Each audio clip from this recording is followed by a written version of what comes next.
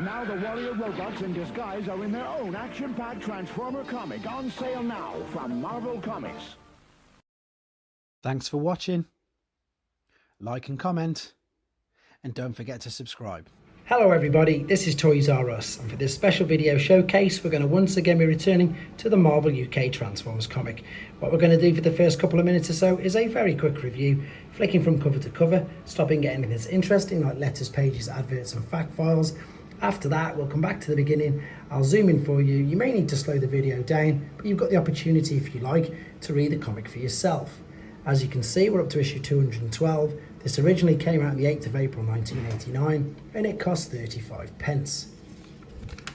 Okay, so we're in part 2. The story's called Man in the Machine, and basically what we've got is we've got the Pretender Beasts, the Decepticons, on the trail and hunting, of course, Spike Witwicky, because that's where they've been sent by Scorponok. Spike at the moment is having and wanting nothing to do with the Autobots. So he threw his helmet away, but I think it was Snarler or Carnivac, one of them, picked it up from the dump in the previous issue, and of course they've gone off. They've thrown their coats away to put the Decepticons off the scent. In the cave, they are hiding out, waiting, and at this point Spike realises that he can still call Fortress Maximus even without the helmet, which of course he does, as you can see. So he comes to his rescue just in time, because the Decepticons find out where he is, and there you go, Fort Max manages to catch him, and of course Fort Max is more than enough of a match to beat the two Decepticon pretenders. So he beats them quite easily, and indeed he stops and saves everybody in the ski lift as well. You can read that yourself in a second for a little bit more detail, but before we carry on, here's a brilliant cover calendar. So this of course was from one of the old UK comics, where of course Galvatron was under the water heading towards Shockwave rather.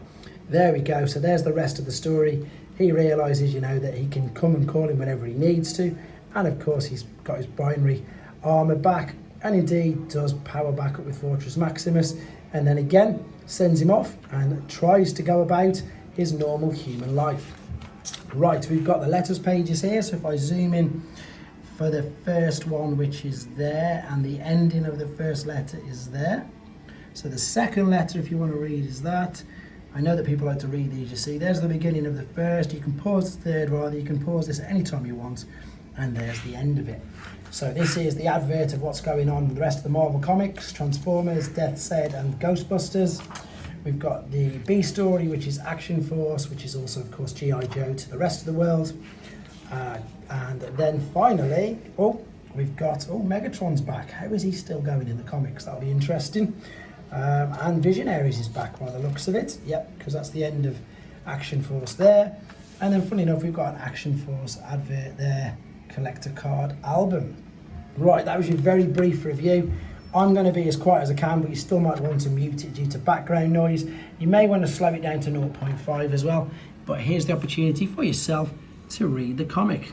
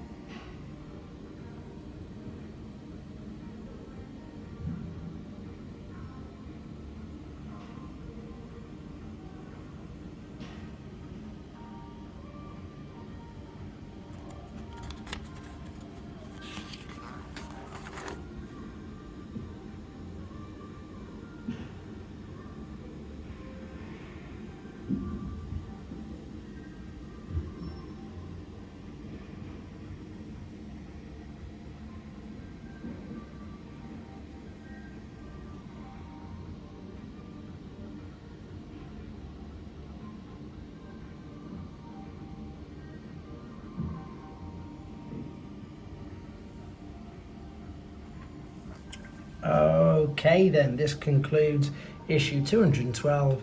Next issue in a couple of days.